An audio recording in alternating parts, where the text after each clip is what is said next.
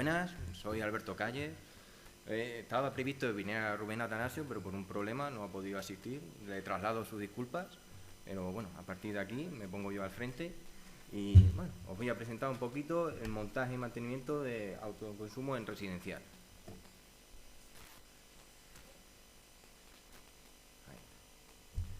Se lo voy a estructurar en 3 grandes grupos: tipos de instalaciones, montaje y mantenimiento. Tipos de instalaciones hemos decidido poner individuales y colectivas, monofásicas y trifásicas, y con algún extra, con batería y o cargador de vehículo eléctrico. En el montaje vamos a ver la planificación, la preparación de la zona de seguridad, la instalación y la puesta en marcha. Y en mantenimiento tenemos 3 tipos de mantenimiento con los que funcionamos: el predictivo, el preventivo y el correctivo. ¿Vale? Todas las instalaciones de autoconsumo parecen similares. En todas se instalan placas, cables e inversores, pero tenemos una gran diferencia entre las individuales y las colectivas. En las individuales vemos que toda la instalación, a mano izquierda, la montamos en la vivienda del usuario, y en la colectiva, en la vivienda del usuario, no tenemos por qué tener nada.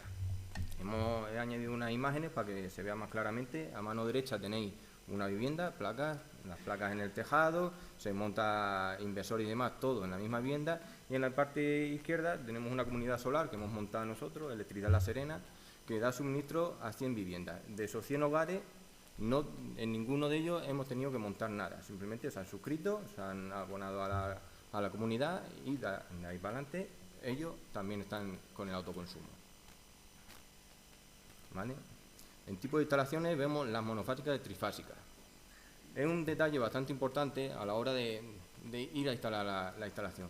Nos hemos encontrado muchas veces que el cliente pues no sabe o no tiene conocimiento si su instalación es monofásica o trifásica.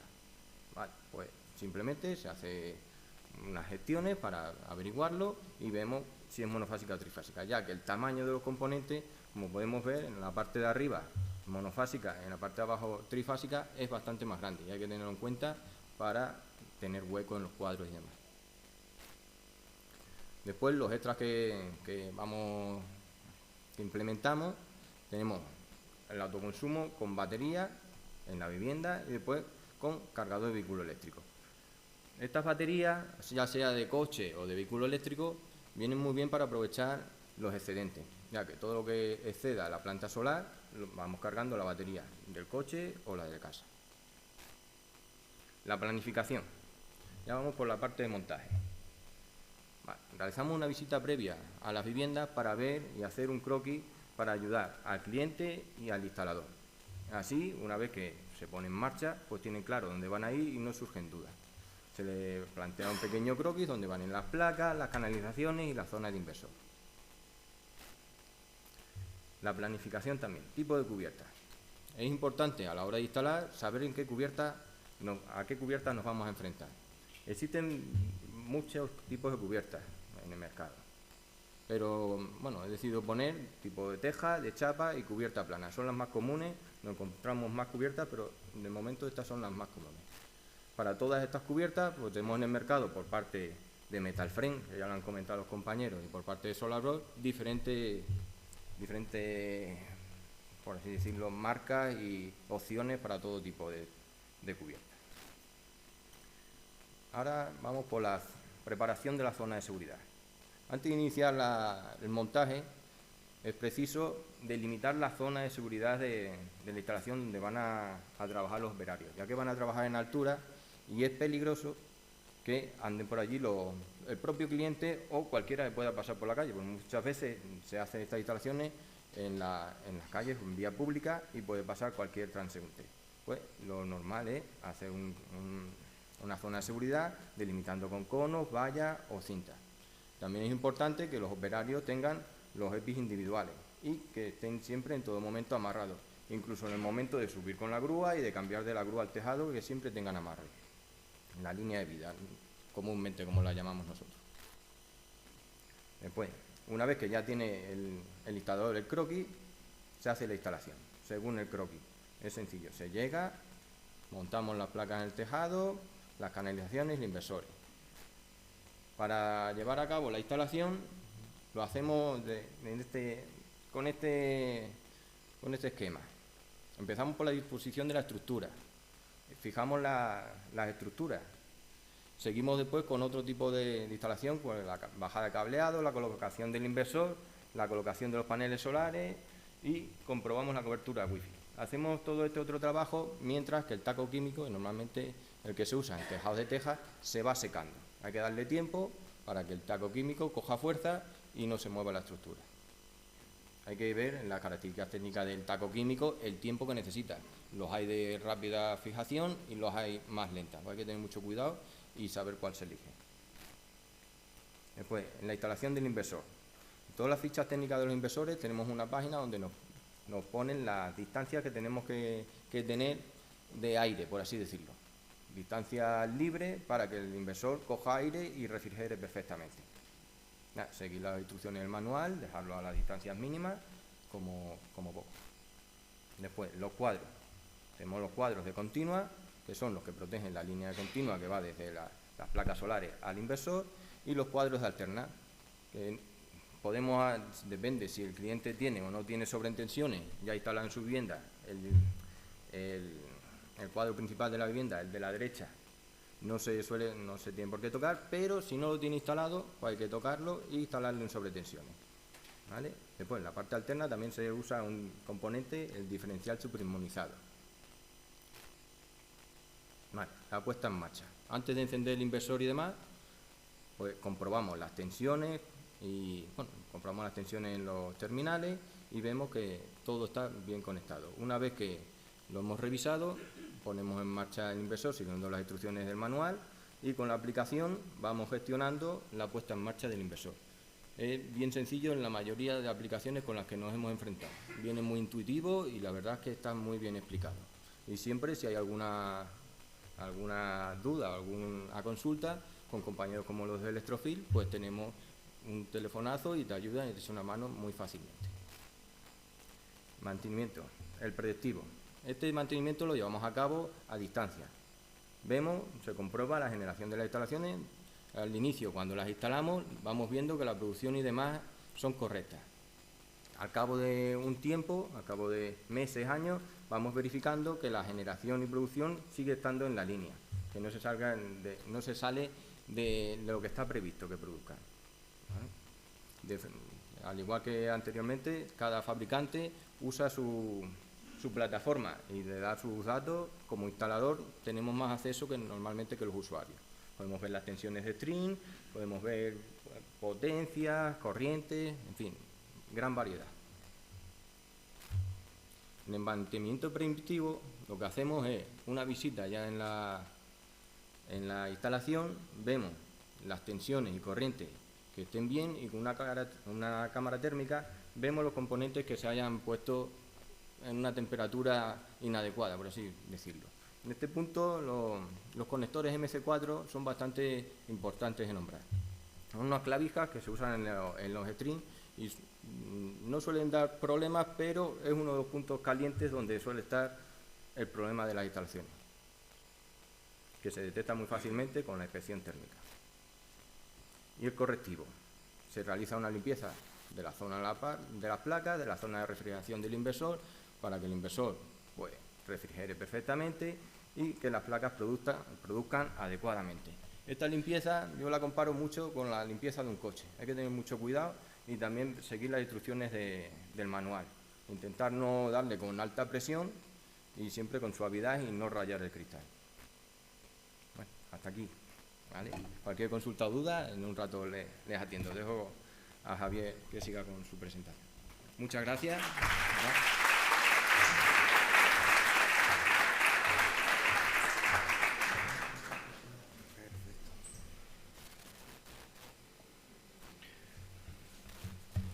Buenas. A ver si me ponen la presentación. Y si no, me lío yo más que nadie con este mando. Espero.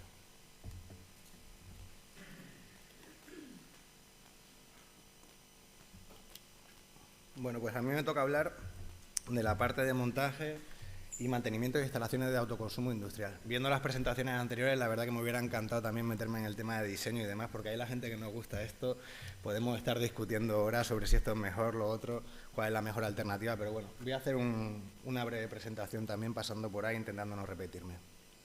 A ver.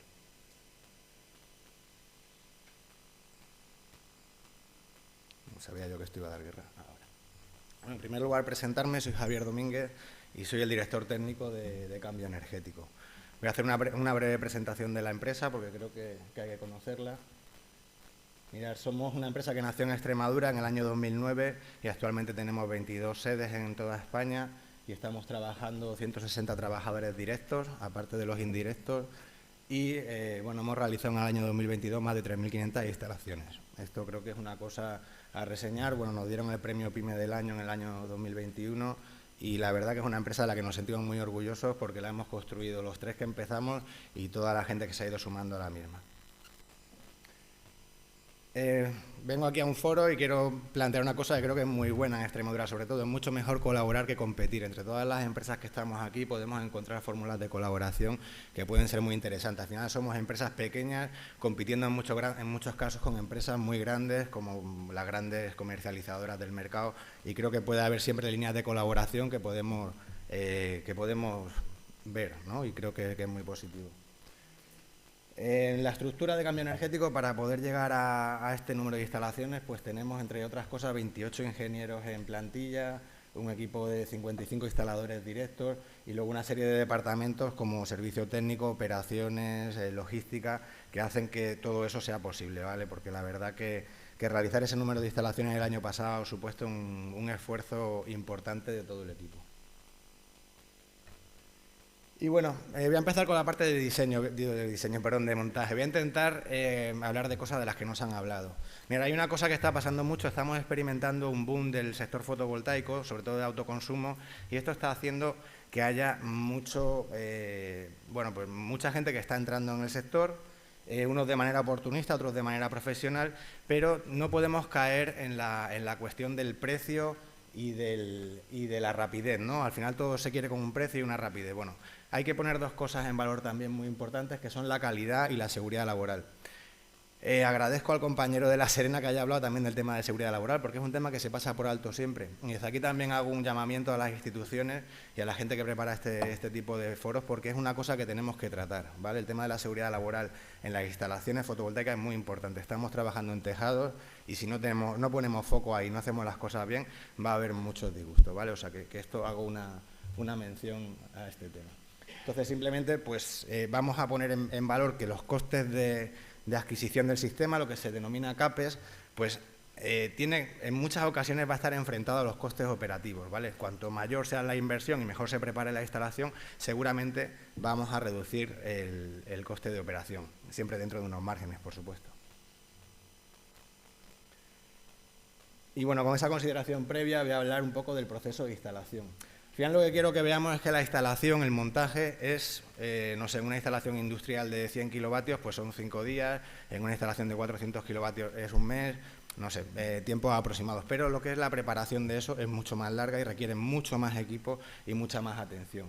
Empezaríamos con el diseño, tendríamos la tramitación administrativa previa, una planificación de la instalación, una coordinación de seguridad y salud, compra y gestión de recursos de la empresa, acopio y descarga de materiales en obra, selección de medios de elevación para personal, para materiales, preparación de las medidas de prevención de riesgos laborales, replanteo, descarga e izado, instalación, supervisión de calidad, puesta en marcha en pruebas, tramitación posterior y los mantenimientos. Es decir, la parte de montaje de toda esta cadena, de todo este flujo de trabajo, la parte de instalación es aproximadamente 3 hitos, 4. ¿Vale? Entonces no podemos desvalorizar todo lo anterior. Si lo anterior lo hacemos correctamente y lo planificamos estratégicamente, los tiempos de montaje y los costes de instalación del sistema van a ser mucho mejores. Cuestiones básicas a tener en cuenta en el diseño, quería entrar un poquito aquí. No solamente tenemos que respetar el reglamento electrotécnico de baja tensión, muchas veces se nos olvida el código técnico de la edificación. Tenemos que respetar el código técnico de la edificación en muchas cuestiones como la capacidad aportante de las estructuras, la capacidad de carga de las naves, los alineamientos del edificio, que en muchas instalaciones determinadas empresas se los pasan por cualquier sitio, y luego, sobre todo, el tema de las medidas de PRL suficiente. Y el tema de los manuales de los inversores y de los paneles, ojo, que también hay que prestarles atención y a veces he sido yo el primero que he tirado a instalar y luego me he leído el manual, pues creo que es un error, ¿vale? Os llamo al orden con esto porque va a haber esta explosión del autoconsumo, creo que en unos años va a generar otro negocio, que va a ser el de arreglar ciertas chapuzas que se han montado, ¿vale? Y a mí ese negocio no me gusta, ¿vale? A mí me gusta instalar placas solares, diseñarlas, hacerlo bien, que el usuario la pueda disfrutar y no ir a comerme el marrón de una instalación que ha sido mal ejecutada, ¿vale? Entonces, esto creo que los profesionales tenemos que distinguirnos por hacer las cosas bien y prestarle atención a estas cosas. Bueno, el diseño con visión global, bueno, pues tenemos que salir desde mi punto de vista estamos en un mercado que es muy inmaduro, ¿vale? O sea, el autoconsumo en España lleva 3 años, 4 años. Bueno, nosotros hicimos la primera instalación en el 2013, pero eso es algo excepcional. Lo normal que lleva una empresa trabajando en el autoconsumo son 3 años. Entonces tenemos lo que le pasa a un mercado inmaduro, ¿no? Es como cuando empezaron los coches, pues solamente había 2 modelos de coche, ¿no? Y no se distinguía entre uno y otro. Bueno, quizá he puesto mal ejemplo, ¿vale? Lo que quiero decir es que no se está, lo decía muy bien el compañero de Electrofil, se está comprando al peso, ¿vale? Y una instalación no se puede comprar al peso, porque cada inversor tiene unas garantías, tiene unas posibilidades de ampliación, tiene unas posibilidades a futuro, tiene un desarrollo detrás de la marca que te va a acompañar los 25 años que dura la instalación o no. Entonces no se puede comprar al peso y tenemos que poner en valor ciertas cuestiones que ahora mismo el usuario no es capaz de valorar, pero que aseguro en 4 o 5 años las va a valorar cuando tenga ciertos inconvenientes con los productos que está poniendo ahora. Por ejemplo, el tema de la visión a futuro del mercado eléctrico. ¿Qué va a pasar con el mercado eléctrico? ¿Qué va a pasar con los precios en las horas solares? Pues quizá baje. Oye, este inversor tiene capacidad de poner batería. ¿Qué batería es? ¿Me obliga la marca a poner la misma batería que la marca? ¿Qué implicaciones tiene eso? Todas esas cuestiones son cosas que tenemos que valorar. El tema del coche eléctrico. ¿Voy a poder cargar con este inversor de la marca X? ¿Voy a poder cargar mi vehículo eléctrico? ¿Voy a tener que recurrir a un cargador externo? Todas esas son cosas que ahora tenemos que poner en valor. Los criterios de reposición y servicios técnicos en España, se están metiendo muchas marcas que, oye, ni servicio técnico ni reposición. O sea, te compras el inversor y cuando quieras cambiarle el ventilador o el varistor de entrada o cualquier cosa, vas a tener un serio problema, ¿no? Estas son cosas que los instaladores, los prescriptores y los ingenieros tenemos que poner en valor para defender que las cosas se hagan con marcas de calidad y con marcas que creo que es la vía de tener un sector que tenga un valor, ¿vale? Y luego, por último, criterios de seguridad eléctrica, que luego entraremos un poquito en ellos. Criterios que faciliten el trabajo de los instaladores. Al final, si diseñamos una instalación pensando en que tiene que ir alguien a instalarlo, va a ser mucho más sencillo. Yo, por ejemplo, veo muchos diseños en los que los lucernarios, los paneles están pegados al lucernario en una nave industrial. ¿Cómo se va a mantener eso? O sea, estamos dejando al instalador, el único paso está en el lucernario, que es el elemento más peligroso de la instalación, con lo cual pues no parece que eso sea muy recomendable para realizar un mantenimiento.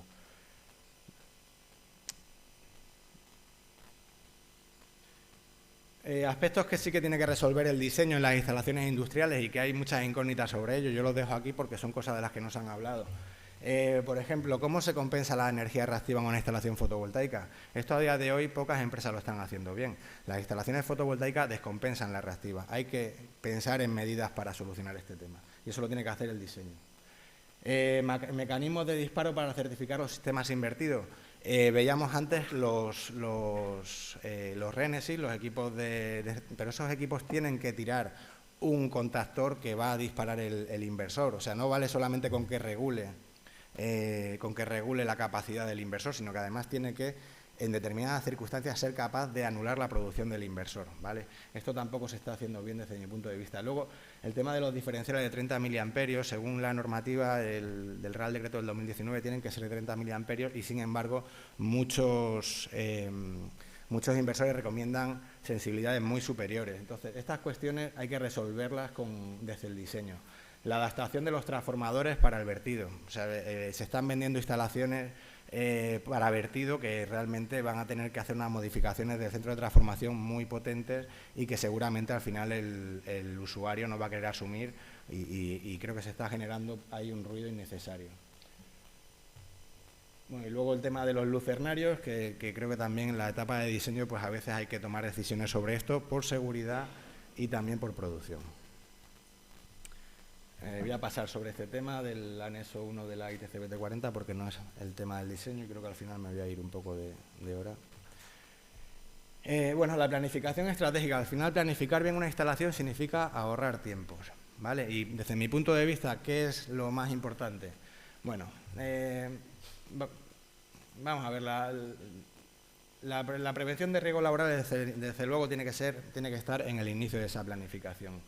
El acopio y la distribución de los materiales, si hacemos un buen acopio y lo hacemos en el lugar correcto, nos podemos ahorrar hasta un 20% de los costes de ejecución. En una obra de 1 mega, en una obra industrial, por ejemplo, de 1 mega, haber acopiado los paneles en el sitio correcto, posicionar la grúa en el sitio correcto, te va a llevar a hacer el lizado de materiales en un día a hacerlo en 3 días. Y si colocas bien los paneles en el lizado de los materiales, luego la instalación va a ser mucho más rápida porque los instaladores van a tener el panel cerca de donde lo tienen que poner. Entonces, esa planificación es fundamental. Si tú subes los paneles, como hemos visto algunas veces, y los dejas en una punta de la nave y tienes que llevarlo hasta la otra punta, pues lógicamente eso te va a encarecer la instalación y el proceso.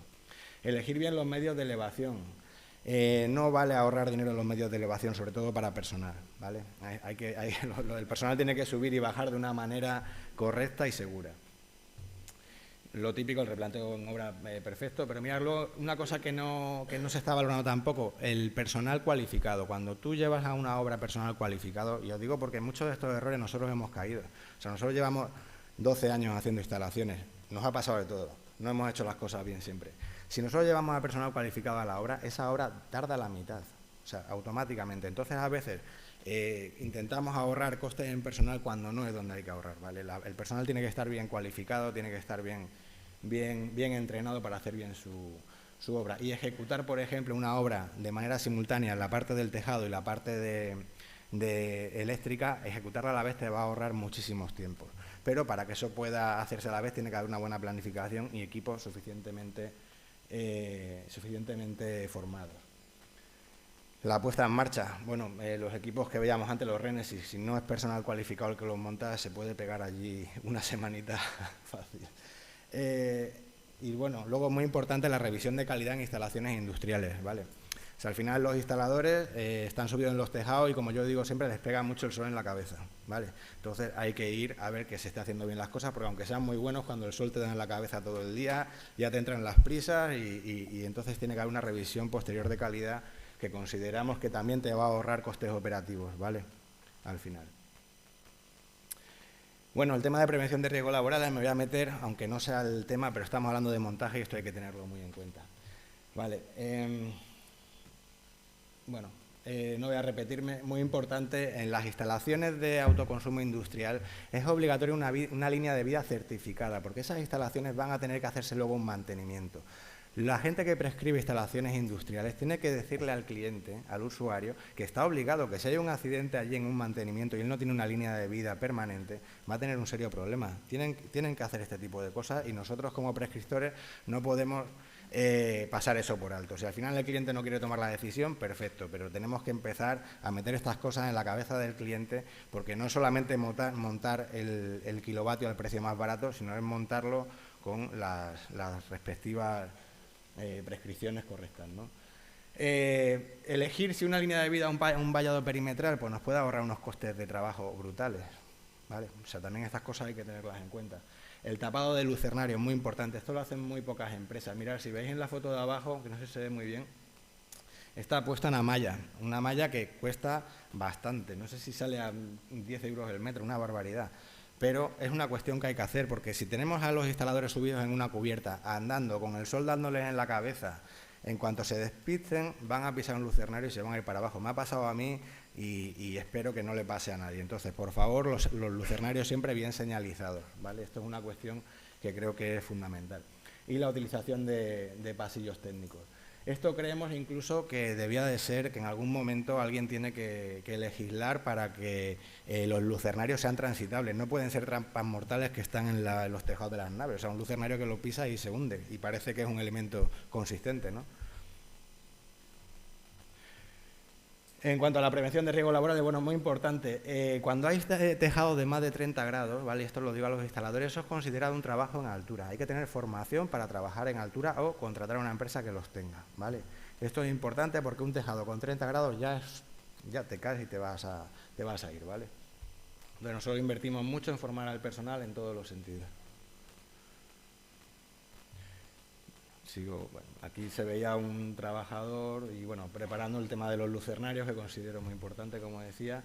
Bueno, medio de elevación y de descarga. A la hora de planificar una instalación, lo he dicho también, muy importante el tema de dejar los paneles colocados muy bien en su sitio y no solamente eso, sino tener en cuenta la capacidad. Bueno, esto me lo voy a saltar. Simplemente hay medios para personas y medios para materiales, ¿vale? Y no tienen por qué ser compatibles. Por donde sube el material no pueden subir el personal en muchas ocasiones, ¿vale? Hay que tenerlo en cuenta.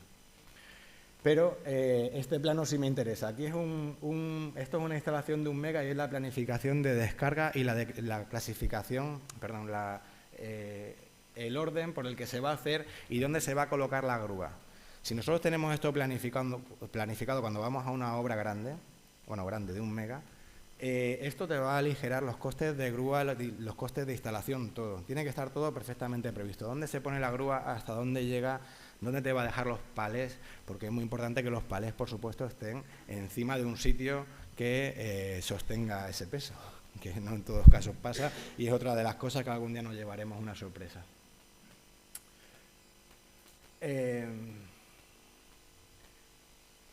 Bueno, a la hora de planificar la instalación, pues tenemos que, bueno, ¿qué es para nosotros un estándar? Oye, pues estar certificado para las principales marcas del mercado, poder instalar todos los inversores, ser servicio técnico del mismo, creo que eso es importante. En la parte eléctrica, por supuesto, tiene que haber electricistas cualificados, electricistas titulados. Tiene que haber personal certificado para instalar la línea de vida permanente. Personal certificado para conducir los medios de elevación. O sea, cuando entras en una empresa seria, en una industria, que ya tienen un coordinador de seguridad y quieren hacer las cosas bien, te van a pedir todo esto, ¿vale? O sea, no puedes entrar allí y conducir el toro mecánico a alguien sin un carné, que es que también me parece razonable.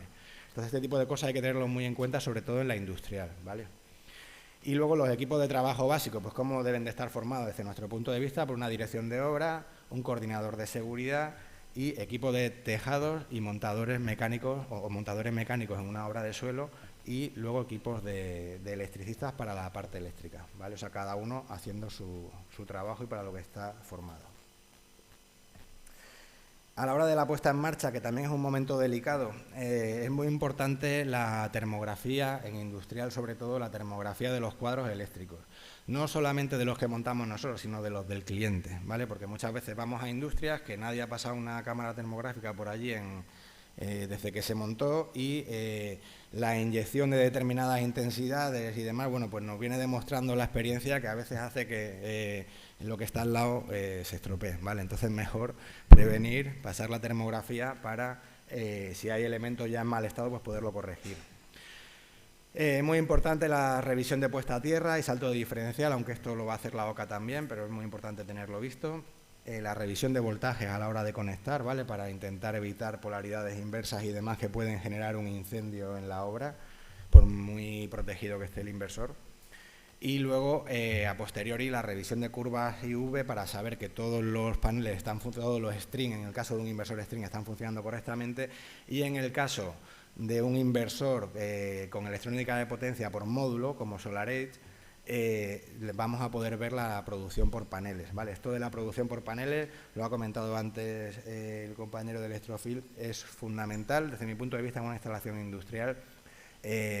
Si no controlamos muy bien la curva IV o, por el contrario, tenemos una monitorización a nivel de panel, me atrevo a decir que la mayoría de las instalaciones no están funcionando al 100%, porque son instalaciones muy opacas para el usuario.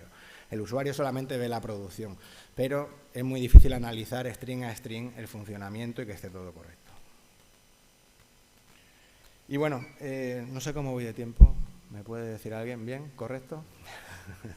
Vale, voy a hacer una cosa, errores frecuentes. Se me han olvidado mucho que según he estado viendo, claro, me pedían que hablara de montaje. Creo que enseñar cómo se hacen las cosas estaría bien, pero creo que es mucho más ilustrativo los errores frecuentes. Se me han olvidado muchos y los voy a ir diciendo sobre la marcha. Bueno, impermeabilizaciones deficientes. Esto será de lo que hay albañiles que van a ganar bastante dinero con este tema. Mirad, aquí por ejemplo está el taco, aunque está bien impermeabilizado, está en la parte baja, en la parte del canal por donde discurre el agua, con lo cual está mal. Los lastrados insuficientes. Nosotros hemos limitado totalmente nuestras instalaciones. Las instalaciones a 30 grados las tenemos prohibidas, salvo prescripción, ¿vale?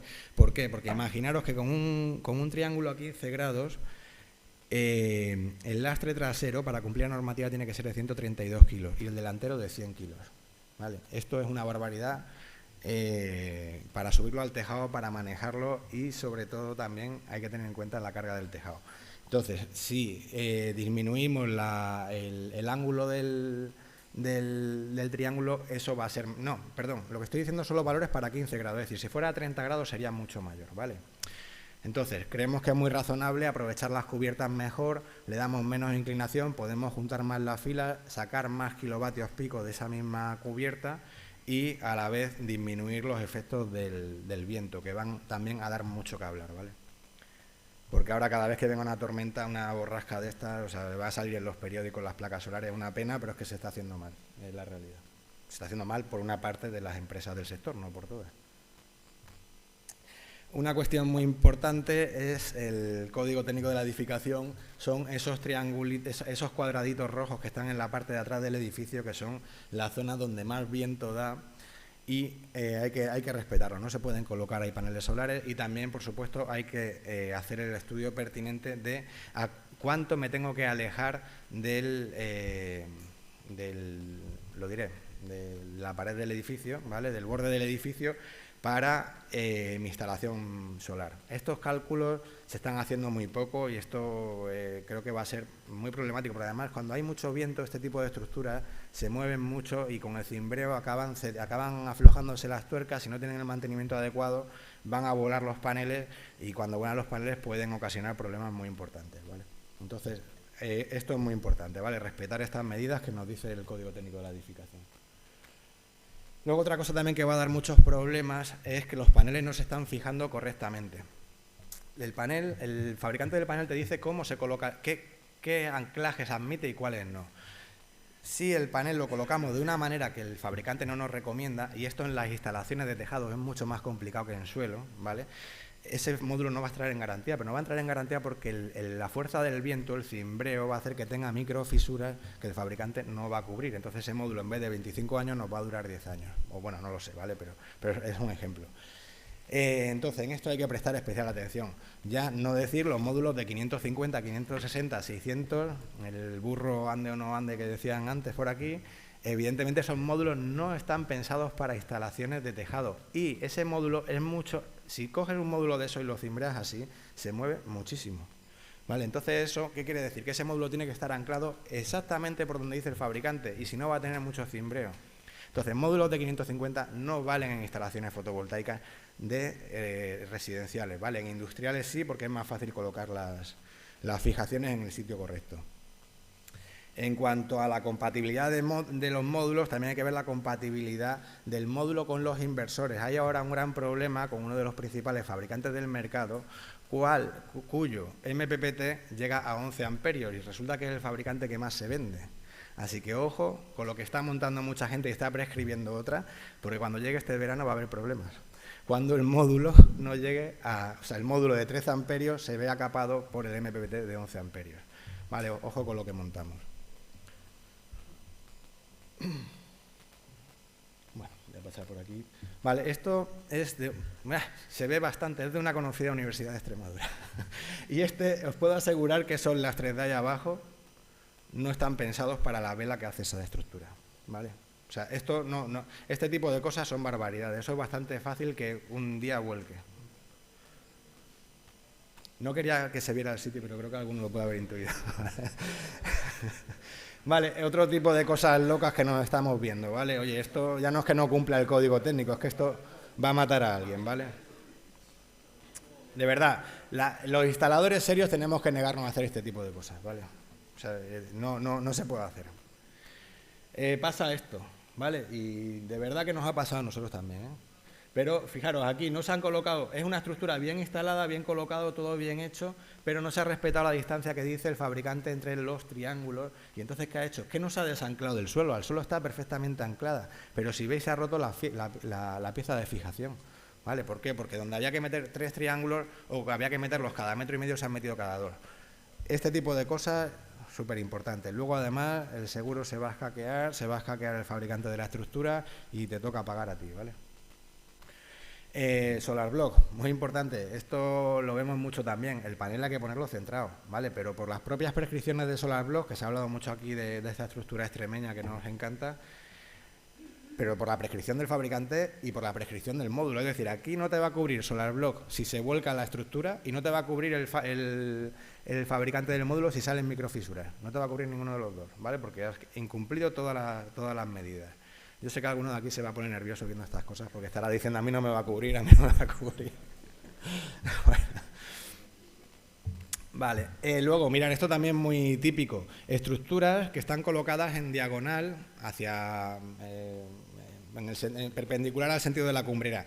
¿Aguanta esa estructura la fuerza lateral? O sea, ¿está ese último triángulo de esa estructura pensado para soportar todo el peso que lleva esa estructura? Bueno, en el caso de que a lo mejor le hayan puesto tirantas, puede que sí, pero la mayoría de las estructuras limitan a 3 grados, algunas a 5, la inclinación con la que se puede poner la estructura. Y es lógico, porque esa estructura, según se vaya aflojando, va a ir volcando hacia el último panel, ¿vale? Entonces, este tipo de diseños ya no son nada recomendables desde mi punto de vista.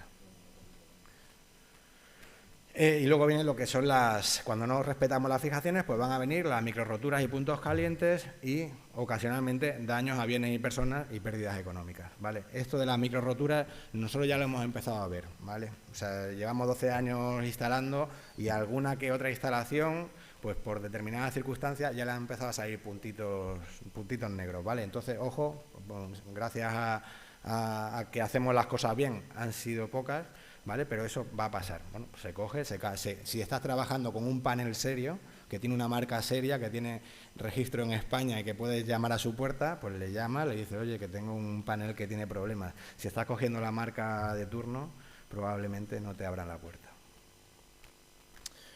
Respetar la alineación del edificio. Mirar, aquí se ve que se ha subido por encima de la cumbrera. Aquí es un poco tontería, ¿vale? Porque el efecto del viento sí va a ser mayor, se va a multiplicar al chocar contra la cubierta, se va a multiplicar y va a ascender para arriba con mucha fuerza. Puede afectar a la estabilidad del panel, pero esto es poco. Si el panel estuviera mucho más retranqueado sobre la cumbrera, ese efecto sería mucho mayor. Y esto lo vemos todos los días en instalaciones que se están haciendo, sobre todo en residencial, ¿eh? O sea, aprovechar el tejado, pero hacer las cosas bien, porque estos son problemas. No se puede volar el panel por encima de la cumbrera, ¿vale? Hay que respetar las alineaciones del edificio. Pero es que si no te da problemas hoy, te dará problemas dentro de 4 o 5 años, seguro, ¿vale? Bueno, el tema de la sombra, bueno, esto no voy a incidir porque esto se ha visto 1000 veces y ya está. Vale, distribución de las cargas en el tejado. Por favor, no hundamos el tejado de nadie, ¿vale? Estos son solar blocks, que cada uno de ellos pesa, si no me equivoco, 60 kilos. Pues multiplicar el peso que hay ahí en 1,5 metros. Vale, y encima, en el medio del tejado, donde menos fuerza hace el tejado, porque es un edificio nuevo. Esto lo hace un edificio de hace 40 años y pueden acabar los paneles, los bloques abajo, ¿vale? Este tipo de cosas es la diferencia, yo creo, entre llevar muchos años haciendo esto y hacer las cosas a las prisas y mal, ¿no? Malas praxis en la ejecución, mirar, subirse a los paneles, otro clásico. Esto nadie le presta atención, te subes al tejado, andas por ellos sin problema, vamos. Y luego, ¿qué pasa? Eso no se puede hacer, eso va a producir microroturas también en el panel, ¿vale? Que se van a ver a los años. Bueno, el cableado desordenado no tiene por qué ser un grave problema más que si hubiera una incidencia. La ubicación de los inversores, mirar, la mayoría de ellos te dicen que se pueden poner al sol. No, yo no lo recomiendo, ¿vale? Intentar siempre ponerlos a la sombra va a tener muchos más años de vida desde mi punto de vista. El tema de la estanqueidad de los inversores es muy importante porque el fabricante te certifica la estanqueidad, pero ojo, porque los prensaestopas tienen que estar adaptados al cable que pones. O sea, no puedes poner cables de un hilo, ¿vale? 5 cables de un hilo por el prensaestopa. Entre los hilos se cuela la humedad, perdón, y va a anular la estanqueidad del inversor. Con esto que quiero decir que hay que prestarle mucha atención a las prescripciones técnicas porque son equipos que valen un dinero y cuando se estropee y lo mandes al fabricante te va a decir que tiene humedad y que no cubre la garantía porque el prensaestopa no estaba bien ajustado. Son ejemplos, ¿no? También hay otro problema muy importante que no lo tengo aquí, que es con los MC4. Mirad, los MC4 hay diferentes marcas y no todas son compatibles con todas, ¿vale? Cuando haya un incendio en una instalación, de momento en España esto no está muy avanzado, pero cuando haya un incendio en una planta, que los va a haber, porque habrá problemas, ¿no?, si no se hacen las cosas correctamente, el seguro probablemente va a mirar la compatibilidad de los MC4, porque los MC4 es la parte más delicada de la instalación. Y las compatibilidades entre ellos no son... O sea, los Evo no son compatibles con... Bueno, yo me lío, ¿no? No lo tengo aquí y no voy a entrar en el tema, pero hay que mirarlo, ¿vale? Y sobre todo, comprar MC4 de calidad, ¿vale? Porque se compran bolsas por determinadas plataformas de internet que te traen 10.000 MC4 sin ningún sello CE ni nada y luego, claro, valen lo que valen. Ahora sí, 3 minutos, ¿vale? Vale, medidas de ventilación, muy importante. Lo han comentado antes por aquí el compañero de La Serena, no voy a incidir más. Es igual en residencial que en... Errores eléctricos, mal conexionado de tierras de paneles inversor. Bueno, aquí hay que... es duro lo que pide la normativa, es que se cosan los paneles uno a uno, es bastante duro, pero hay que prestar atención a hacerlo bien y sobre todo que si la grapa se afloja en este caso, pues no nos quede sin tierra la instalación, ¿vale? Errores eléctricos, bueno, pues cablear de cualquier manera, los cables tienen que estar siempre positivos y negativos bien diferenciados dentro de una bandeja tapada, ¿vale? Las cosas tienen que estar bien señalizadas, tienen que estar bien dispuestas para que si hay cualquier avería se puedan corregir rápidamente. El tema de la sección, se ha hablado antes por aquí, se abusa mucho de simplificar los cálculos del cable como si fuera un string único, ¿vale? Cuando tienes 8 o 9 strings, entre ellos también va a haber pérdidas de... bueno, hay que tener esos factores en cuenta en el cálculo, ¿vale? Y normalmente en las industriales ya medianamente potentes se va a haber que tirar de cable de 6 más que de cable de 4, que es lo que tira todo el mundo, ¿vale? Así, hablando a grosso modo, ¿de acuerdo? Pues no puedo entrar tampoco en estos temas. Errores eléctricos, bueno, un clásico, la colocación errónea de los toroidales y la medida del voltaje, ¿vale? Cuando tenemos trifásicas, el toroidal tiene que estar bien colocado según el sentido de giro, el voltaje también, y si no pasarán cosas como las que pasan en esa gráfica, que no son, pues no son correctas. Mantenimiento, el patito feo, ¿vale? De hecho, no hay, la normativa que tenemos, que no es normativa, que son unas condiciones técnicas, son del 2011. Vale, esto a ver si hay alguna manera de actualizarlo porque la verdad que está bastante desfasado este pliego de condiciones técnicas, pero es un elemento muy importante que ahora mismo no se le está prestando atención, sobre todo en el residencial, en el industrial parece que sí se presta más atención, pero es fundamental, sobre todo porque los inversores son, la verdad que es un elemento que se protege muy fácil en cuanto sea un inversor de calidad y que tiene sus certificaciones oportunas. Te va a chivar, ¿no?, si hay algún problema eléctrico, pero las estructuras no, ¿vale? Y las estructuras en el residencial son una cosa que hay que pegarles una revisión. Ya lo ha comentado el compañero, preventivo, correctivo, importante en las industriales, accesos, pasillo y agua. Bueno, esto es una perogrullada, ¿no? Pues no. Tenemos que tener un acceso, el usuario tiene que colocar una escalera de gato o lo que crea conveniente para tener un acceso, porque si cada vez que nos tenemos que subir allí porque hay una sospecha de que un módulo, nosotros que nos enteramos de que los módulos fallan porque los tenemos monitorizados uno a uno, si hay sospecha de que un módulo tiene algún problema, no podemos contratar un medio de elevación cada vez que vayamos allí, ¿vale? Sale mucho más barato colocar una escalera de gato certificada y hacer las cosas de esta manera. Los pasillos para poder acceder y el agua para poder limpiar. Hay que pedir a los usuarios que nos coloquen una toma de agua en los tejados, ¿vale? Que son cosas sencillas, pero que este mercado incipiente pues todavía no tiene en cuenta. Facilitar el diagnóstico. Aquí nosotros somos muy amigos de trabajar con la tecnología que nos da el conteo módulo a módulo, ¿vale? Esto facilita mucho el trabajo de mantenimiento y sobre todo no lo hace opaco al usuario. El usuario tiene acceso a esto y puede ver exactamente si tiene módulos que están funcionando o que no, y te puede tirar de las orejas a ti instalador. Si eres un instalador regular tirando a malo, esto no te interesa, porque el cliente te va a tirar de las orejas. Si te gusta hacer las cosas bien, esto es perfecto, ¿vale? Tema de seguridad. En Estados Unidos ya el SafeDC es obligatorio y seguramente, bueno, no seguramente, no lo sé, pero bueno, todo indica que con la progresión de las instalaciones de autoconsumo va a haber en algún momento que colocar mecanismos que aseguren el corte de la continua cuando hay un problema, ¿vale? Ahora mismo la mayoría de los inversores no harían una función segura, ¿vale? Ante un accidente, una rotura de un cableado, etcétera, ¿vale? En este caso, aquí la tecnología MLPE incluso nos va a decir si hay un punto caliente en los conectores MC4, ¿vale? Con lo cual la seguridad es total. Esto también es fundamental para infraestructuras críticas, o sea, poner en un hospital o en un centro de, no sé, poner una tecnología que no asegure este tipo de cosas creo que es un problema serio. Esto para la gente que hace pliegos técnicos, que seguro que hay alguno que también se dedica a ello. Y bueno, ya lo que nos dice el pliego de condiciones técnicas son el número de visitas y demás. Tampoco me voy a entretener en esto porque me están tirando de las orejas. Esto está en este pliego y si no en esta presentación. Y con esto pues acabo. Cualquier cosa que necesitéis no dudéis en llamarnos porque, como os digo, las líneas de colaboración entre diferentes profesionales creo que es una de las cosas que debemos fomentar en este tipo de jornadas, ¿vale? Así que nada, muchas gracias por todo.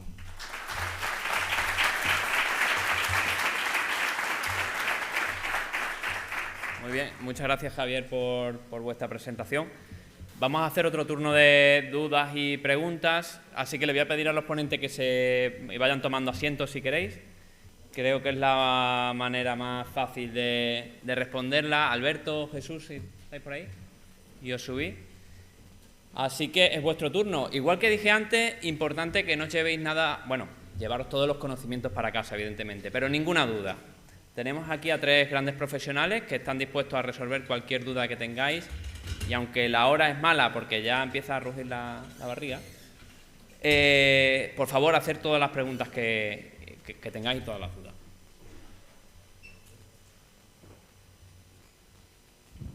Hola, buenas tardes. Soy Pedro Álvarez de Generasol. Mi pregunta es para Javier, porque has comentado una cosa que es importante, el tema de la protección diferencial de los inversores, que efectivamente debe ser en 30.000 amperios, pero está pasando, me está pasando a mí y está pasando a algunos compañeros, por el grupo que tenemos, ¿no?, de instaladores, que instalaciones que llevan un año funcionando están disparando los diferenciales. Entonces, una cosa, estamos notando las tensiones de las redes mucho más altas y los diferenciales saltan muy frecuentemente. Entonces, claro, quería saber, lo primero, si es una cosa también que os está pasando a vosotros, supongo que lo habréis notado, si a lo mejor por la zona, si es una cuestión de zona o si es una cuestión de saturación de líneas o de perturbación de las líneas, porque bueno, es un tema preocupante porque te obliga a ir a la instalación del cliente 1, 2, 3 veces, mira, que le den por saco al reglamento y pongo uno de 300.000 amperios. Básicamente es la solución, o un diferencial superinmunizado, un previo pago de su importe, claro. ¿Vale? Esas son las 2 opciones que tenemos, ¿no? Mira, en los manuales de las marcas, de las principales marcas, ahora que recuerde de memoria, recomiendan algunos 100 miliamperios el que menos, ¿vale? Incluso algunos recomiendan hasta 300 miliamperios en instalaciones industriales. Entonces, hay una incompatibilidad entre lo que te dice el manual del inversor y lo que realmente te está diciendo la normativa. Aparte, cuando hay humedad, por ejemplo, en el norte de España, es mucho más grave el problema, porque los diferenciales habrán notado que se disparan mucho cuando llueve. Vale, esto es, bueno, hay diferentes explicaciones, creo que realmente nadie lo tiene muy claro por qué pasa, pero sobre todo es por incompatibilidad con el inversor, porque al ser inversores sin transformador siempre hay unas corrientes residuales que pasan a la parte de alterna y eso parece que es lo que hace que no trabajen con tanta sensibilidad. O sea que no tengo solución, lo siento, directamente. No sé si a lo mejor Jesús, que seguro que de diferenciales maneja.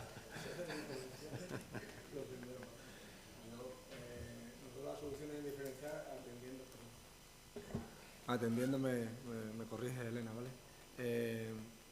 Evidentemente, la selección de diferencial acorde a la resistencia puesta en la instalación, lo primero, y después lo que estamos nosotros diciendo siempre al cliente, diferenciales superinmunizados. Hay sitios, dependiendo cómo sea, la selectividad entre diferenciales, dependiendo cómo se vayan las interconexiones a sus cuadros intermedios, pues vamos jugando también con la selectividad de los mismos. Sí, lo que pasa es que al final hay un clic a la normativa. Sí, pero y autorrearmable, ¿no? Si salta mucho tendrás que estar ahí.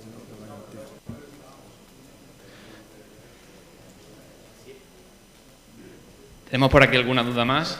Esa ha quedado un poquito en el aire, pero bueno. Cumplir la normativa siempre es una... Nos quedamos en la... Buenas. Para Javier, quería saber qué medidas son las que utilizáis normalmente de protección de los trabajadores en altura de los tejados. Vale, pues mira, nosotros usamos mucho líneas de vida permanente. En industrial intentamos siempre convencer al usuario de que ponga una línea permanente, que es lo que debe poner, y si no, nosotros utilizamos en industrial unas plataformas que se llaman Ciel, que están certificadas, y le ponemos una línea textil temporal, ¿vale? Una línea de vida textil temporal, con todas las homologaciones que tiene que tener. Luego es muy importante el tema de los lucernarios, ¿vale? Taparlos, eso es fundamental. Si no lo haces con esa malla, que es más cara hacerla con una malla más barata, lo que sea, pero evitar los accidentes, ¿vale? Que el lucernario de verdad es muy peligroso. Y luego en residencial, sobre todo líneas textiles y retráctiles, ¿vale? Y luego medios de elevación, porque en residencial lo que pasa es que el instalador muchas veces quiere ahorrarse los medios de elevación y demás, y ahorrarse los medios de elevación es un accidente seguro a la larga, ¿vale? Entonces ahí creo que llamo a los instaladores a que no escatiméis en contratar un camión, una cesta elevadora, porque ahí es donde está la seguridad. Siempre que haya más de 4 o 5 metros de altura, aparte que subir los paneles con una cuerda por la fachada y tal, eso no es nada profesional, ¿vale? Entonces creo que ahí tendríamos los instaladores que unificar en cierta manera criterios para que no el más barato, más pirata y que menos seguridad pone sea el que se lleve la obra.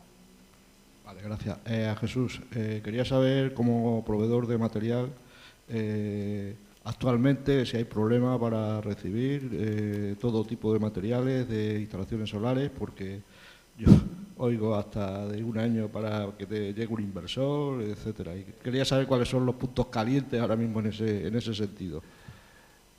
Nosotros actualmente estamos recibiendo material pedido hace un año.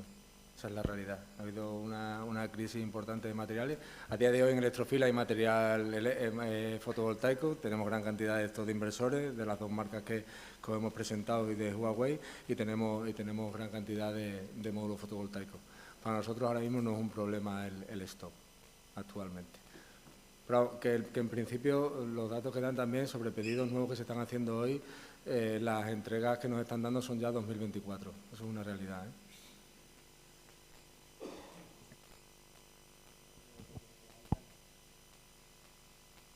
No, que digo que los inversores industriales está habiendo más problemas de suministro, ¿sabes? Por un tema de ciertos componentes, ¿no?, que está costando encontrar y demás. Sí, quería preguntar yo, ¿la tierra de continua dónde se conecta? ¿A la tierra de alterna del edificio exactamente o tienes otra tierra aparte?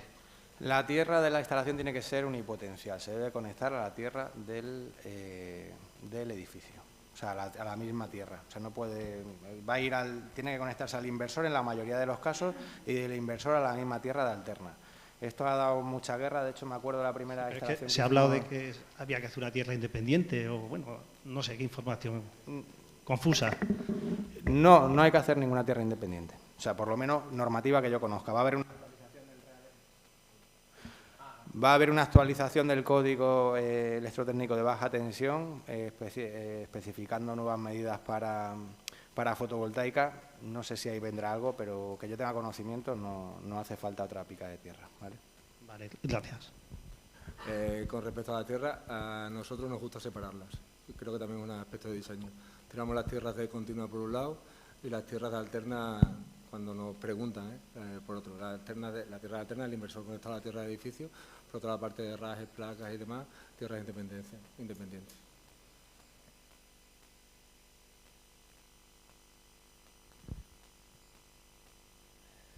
Buenas tardes. En la parte de continua no he escuchado nada hablar del tema de protector sobre tensiones. ¿Cuál sería el más recomendable? Porque si todos esos paneles se hacen como dice la normativa, que hay que unirlos todos a tierra, al final lo que estamos creando es un auténtico pararrayo con el tema de las placas solares. Entonces, la protección, ¿cuál sería la más adecuada? En la parte de continua.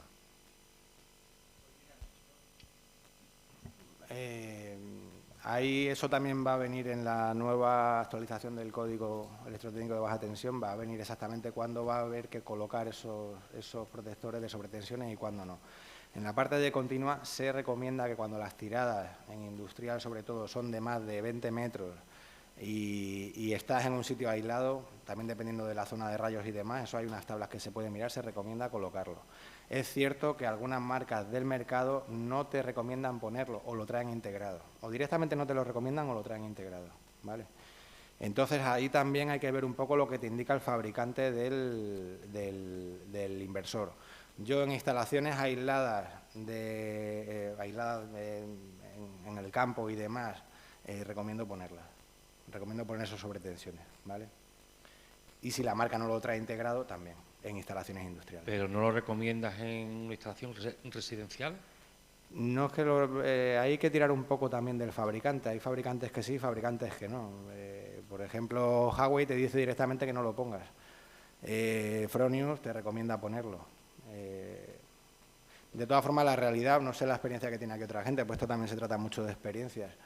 En instalaciones residenciales con un solo string de 10 metros, 12 metros, en una zona urbana es complicado que se vea afectado por un rayo.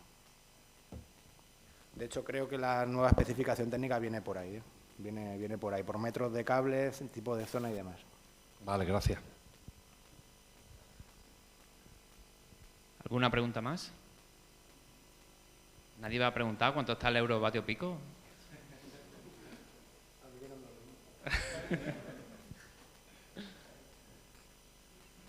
¿No hay más preguntas? Bien, pues si no hay más preguntas, agradecemos la asistencia a todos a esta primera parte de la jornada. Informaros de que la jornada continúa a las 4 esta tarde. Si podemos estar también 5 minutillos antes para empezar en hora y no acumular retraso, sería de agradecer. Así que nos emplazamos todos aquí a las 4 menos 5. Muchas gracias.